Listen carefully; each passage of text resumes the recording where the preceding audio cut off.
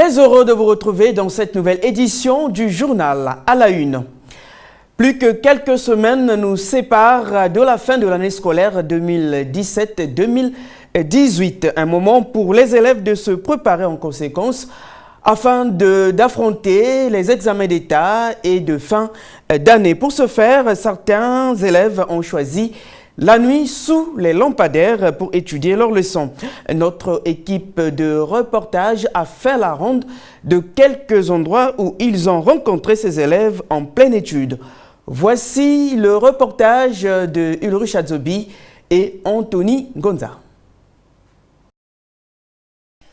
Debout solitaire, assis seul ou en compagnie, bref, toutes les positions paraissent bonnes pour ces élèves qui entament le dernier virage de l'année scolaire. Pour les candidats au bac, par exemple, nous avons surpris un échantillon au lycée Pierre-Savorgnan de Brazza, où la répartition des salles est déjà affichée. Je suis venu pour garder mon centre. Je le prépare normalement en travaillant, en révisant. En tout cas, 100%, je m'en vais. Le baccalauréat, c'est déjà pour le 13 juin prochain. Aux côtés des redoublants, les nouveaux candidats pensent qu'il est le moment de doubler les efforts tout en essayant de laguer la frustration. Oui, au début ça faisait peur, mais là ça va. On se rend compte que ça approche, donc on redouble plus d'efforts, on travaille plus, on va plus au centre. Sinon ça se passe bien dans l'ensemble. Même pendant la nuit, ces élèves ne comptent pas fermer leurs cahiers comme ici aux échangeurs de Talangaï. La nuit, c'est au contraire le moment propice pour la lecture dans ce sens où la maison devient un lieu inapproprié. Que la journée, j'ai pas assez de temps de lire et je trouve que la nuit, ma mémoire est bien disposée. Donc quand je lis, j'ai la facilité de retenir mes leçons. À la maison, il y a tellement des enfants et la distraction du bruit, je préfère faire la lecture la nuit au viaduc. Puisque c'est mieux, je préfère comme ça. En ces moments de préparation des examens d'État, il faut avoir une méthode d'étude pour ne pas se sentir surchargé. La stratégie, c'est ce dont fait preuve cet élève de terminale D, décomplexé de son statut d'ancien et qui sait bien faire la part des choses avec les matières littéraires. Pour moi, la nuit c'est réservé pour faire la lecture, pour lire les matières littéraires. Et la journée c'est pour travailler soit les mathématiques comme je suis scientifique, pour travailler les sciences physiques, tout ce qui est matière scientifique. Concentrés dans leur lecture, ces élèves n'ont qu'une seule chose à faire, avoir les yeux rivés sur leur cahier. Ni le bruit des véhicules, ni les tentations amoureuses ne peuvent avoir d'effet sur ce qu'il y a d'important pour eux. Bon, je suis là pour moi, j'ai quitté la maison pour la lecture, donc même si les camions passent, je ne m'occupe pas de ça. Des beaux yeux. Non, moi quand je viens comme ça, je n'aime pas l'intention de faire des beaux yeux. Je suis consciente que je suis ici pour ma lecture et c'est tout. Ne s'occuper que de ces préparatifs, cela témoigne de l'importance de ces élèves à leur réussite scolaire. Une réussite qui dépend énormément de l'étude des leçons et pour eux, la nuit, sous les lampadaires, rien ne pourrait être mieux. Après les boîtes, le tout revient aux bouteilles de la bière importée d'être vendue à un prix dérisoire, 200 voire 250 francs CFA, ce qui inquiète plus d'un Brazzavillois. Ils redoutent en tout cas le danger que cela pourrait entraîner. Les vendeurs, quant à eux, voient en cette baisse de prix un moyen de se faire de l'argent. Ulrich Adzobi, Merveille Ndala, Anthony Gonza. De 750 à 250 voire 200 francs CFA, la chute du prix est vertigineuse pour cette bière de haute qualité, la première de France. Dans les marchés, le long des avenues, ce sont ces 1664 qui font leur réapparition, mais cette fois-ci en bouteille cassable. Une visibilité qui fait de la joie des consommateurs à l'instar de Nestor Milongo. Malafo, bien. La boisson est de bonne qualité et nous la buvons tous partout, même à Mato. Le prix nous facilite vraiment la tâche, puisqu'avec 500 francs, je peux acheter une bière à 200 francs et garder les 300 francs restants. Si le prix est la bienvenue, mais il suscite tout de même une interrogation. Cette bière est-elle expirée? La question a été posée à cette vendeuse qui non seulement se défend, mais aussi apprécie sa vente. Ça nous fait du bien parce que c'est 250. C'est pas périmé aussi. Ça sera inspiré dans le 6e mois. Parce qu'on a soldé, moi j'ai acheté. Je fais ça à 250. 3 cartons à 12 000. 3 cartons à 12 000 francs CFA, soit 4 000 francs CFA le carton. Le prix est vraiment dérisoire pour cette bière vendue à l'air libre. 200 ou 250 francs CFA, c'est une boisson qui devient à la portée de toutes les couches sociales. De ce fait, ce sont les mineurs qui se trouvent en danger. En tant qu'homme de Dieu, cela vraiment que ça me donne une mauvaise idée par rapport à cette jeunesse pervertie. Les autorités doivent essayer un peu de mettre un peu de l'accent pour essayer un peu de diminuer. Si on arrive maintenant à le vendre à ce prix, ça veut dire qu'il y a quelque chose. Est-ce que c'est sur la qualité ou sur l'origine de ce produit? Ce produit qui est, comment dirais-je, à la portée des enfants, à la bourse des enfants, parce que 200 francs, n'importe quel enfant peut se l'acheter. Mais on risque certainement de le vendre aux mineurs et avec toutes les conséquences qui peuvent s'en suivre. C'est pour la deuxième fois en 9 mois que cette marque de bière soit vendue à un vil prix. Danger ou pas danger, les vendeurs, grossistes ou détaillants accordent plus de crédit à cette bière qui vraisemblablement expire dans quelques jours. Pour permettre aux Congolais d'accéder à l'activité de distribution et de commercialisation des produits finis et de réduire les subventions de l'État, il a été approuvé en Conseil des ministres de ce mercredi 23 mai, entre autres, un projet de décret fixant la réduction des frais d'obtention de l'agrément de 700 millions à 300 millions de francs CFA. Deo Gracias Soakulo. 13 affaires étaient inscrites à l'ordre du jour de cette réunion ce 23 mai du Conseil des ministres. De ces affaires, on note 6 projets de décret au titre du ministère des Mines et de la Géologie. En effet, soucieux de diversifier l'économie congolaise, le gouvernement s'emploie à développer ce secteur longtemps favorisé par l'État. C'est dans cette perspective que s'inscrivent ces 6 projets de décret approuvés. Ici, une bonne nouvelle a également été annoncée à l'Assemblée par le ministre Pierre Oba. Reprenant la parole, le ministre Oba a informé le Conseil des ministres d'une bonne nouvelle, à savoir l'arrivée attendue en cette fin de semaine au port de Pointe-Noire du premier train composé d'une vingtaine de wagons en provenance de Mayoko dans le département du Niari et contenant les premières quantités de minerais de fer produites dans cette localité. À cet égard, le chef de l'État a mentionné comme priorité la construction espérée d'une ligne ferroviaire qui reliera les différents bassins de production minière depuis le port minéralier de Pointe-Noire jusqu'au département de la Sanga via notamment les localités de Mayoko et de Zanaga.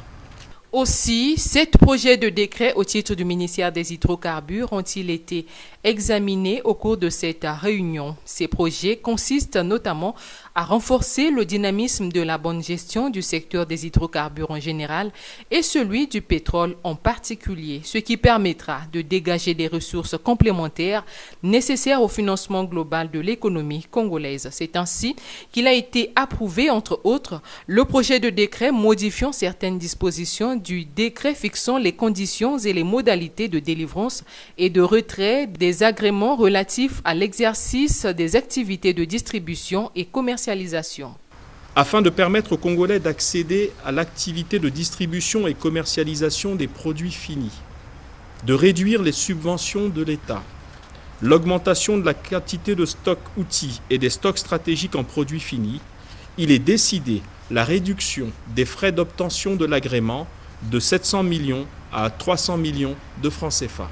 Enfin, dans le but de revisiter ces textes relatifs au secteur des hydrocarbures, il a été mis en place par le Premier ministre, chef du gouvernement, une commission interministérielle chargée de la problématique d'approvisionnement du pays en produits finis. La validation du plan d'action régional de la communauté économique des États de l'Afrique centrale pour la mise en œuvre de la résolution 1325 du Conseil de sécurité des Nations Unies en Afrique centrale. Voilà ce qui était au centre d'un atelier ouvert ce mercredi à Brazzaville. La cérémonie a été patronnée par la ministre de la promotion de la femme et de l'intégration de la femme au développement, Inès Nefer Berti Ingani. Jude Moutali, Steven Elenga. 2 jours durant, les experts venus des États membres de la CEAC examineront de fond en comble le plan d'action régional pour la mise en œuvre de la résolution 1325 du Conseil de sécurité des Nations Unies en Afrique centrale. Pour le représentant de la CEAC, Pascal Moussavou-Bina, la résolution 1325 est l'une des initiatives ayant marqué de son empreinte l'histoire de la prise en charge des conditions de vie des femmes et des filles dans les conflits armés. Cette résolution, adoptée le 31 octobre 2000, reste sans aucun doute l'une des initiatives ayant marqué de son empreinte l'histoire de la prise en charge des conditions de vie des femmes et des filles dans des conflits armés ainsi que celle de leur protection. Elle met aussi en exergue leur rôle stratégique dans l'ensemble des processus de maintien de la paix et de reconstruction nationale. Plus de 17 années de mise en œuvre de cette résolution auront démontré sur le terrain le rôle important que les femmes ont joué, jouent et peuvent encore jouer dans la prévention, la gestion et la résolution des conflits. Ouvrant les travaux, la ministre de la promotion de la femme et de l'intégration de la femme au développement, Inès Nefer Berti Ingani, a indiqué que les femmes doivent s'impliquer dans la résolution des conflits. Dans cette vision des choses, les femmes qui sont le socle de la cohésion sociale, la matrice de l'humanité, ne devront plus être considérées comme des simples victimes. Non. Elles doivent de plus en plus assumer un rôle clé pour la survie de leur famille, s'impliquer dans toutes les étapes de prévention, de résolution pacifique de conflits, de négociation, de défense, de consolidation et de maintien de la paix. Cet atelier est co-organisé par la CEAC et le Bureau régional des Nations Unies pour l'Afrique centrale.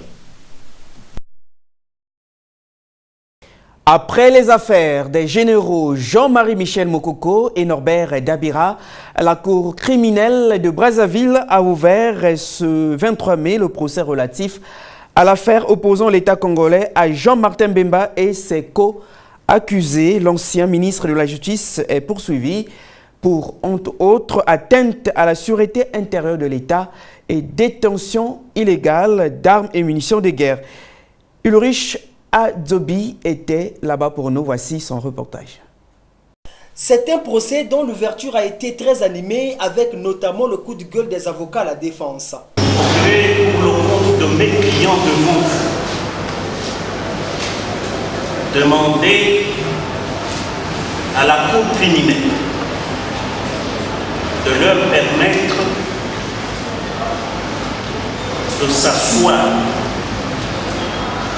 pour que la défense que nous assurons en leur nom soit développée par les avocats pendant que, après 5 ans de torture,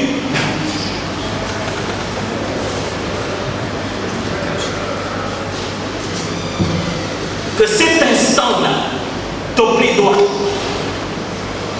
soit un moment de concentration. Face à cette requête, la Cour affirme que c'est une perte de temps inutile et qu'il fallait passer aux exceptions. Une phase dans laquelle ces 4 avocats défenseurs ont dénoncé non seulement l'accusation qu'ils qualifient d'illégale, mais également la détention dite arbitraire de leurs clients. On a vu, et en 2013, monsieur le président, madame, monsieur la Cour, il y a eu beaucoup de péripéties considérables, et on s'est rendu compte que la justice de plusieurs années, ils n'avaient plus, ils étaient maintenus à la maison d'arrêt sans aucun titre régulier juridiquement régulier.